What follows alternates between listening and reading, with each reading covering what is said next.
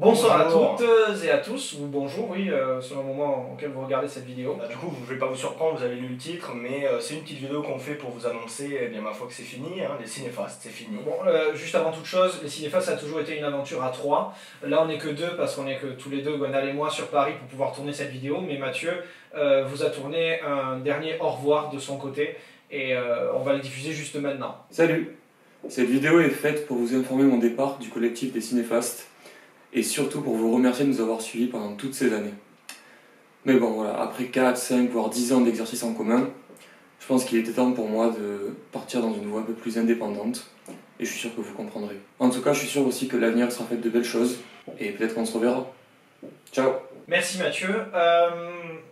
Du coup, bon, la vidéo va être assez courte parce qu'en fait, on a fait un texte qui revient un peu sur toutes les raisons pour lesquelles on a décidé de casser le collectif, de se séparer tout simplement. Et il est disponible, vous pouvez aller le lire dans la description, en fait, via le lien dans la description. Donc voilà, là on va juste résumer quelques trucs. Rien de grave évidemment, on arrive juste à un point dans notre vie ou dans nos carrières où on est à une jonction, c'est-à-dire que certains ont des propositions d'emploi, je parle.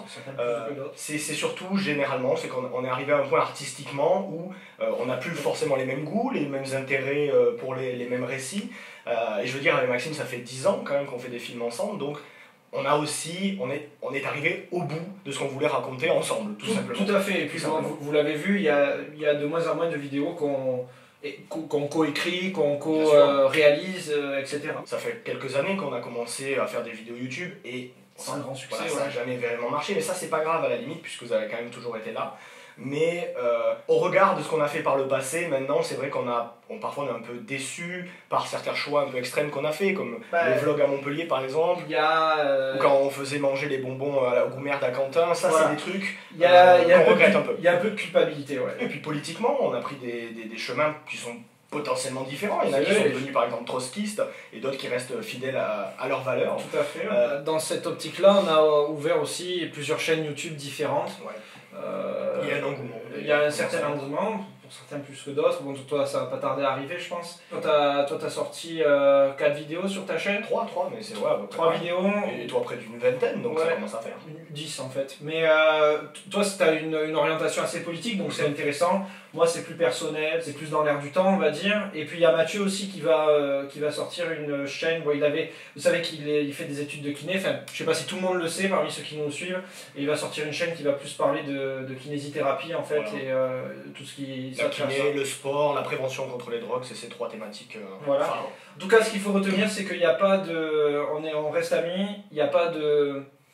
Il n'y a pas de grief, en fait, il n'y a pas de rancœur, pas d'animosité, exactement, c'est le mot que je cherchais. Bien sûr, bien sûr. Il n'y a pas d'animosité, on reste potes, il y a eu évidemment quelques moments de tension. Oui, mais ça part pas, je veux dire, d'un problème, voilà, ça part pas d'un problème personnel.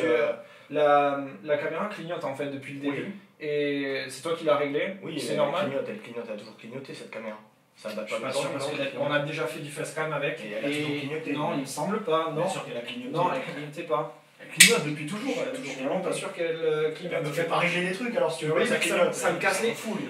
Calme-toi, déjà calme-toi, et ensuite je te demande juste de faire un truc, et comme par hasard, c'est mal fait, tu vois. C'est mal fait, tu veux qu'on en parle, sentiment binaire, romance, ça a bien fait ça sort. La caméra était bien réglée. L'aspirateur 1, c'était pas fou, non? Super. T'as été là, t'avais qu'à le dire. Quand t'as perdu les rushs de Robert Pujol, c'était bien réglé la caméra.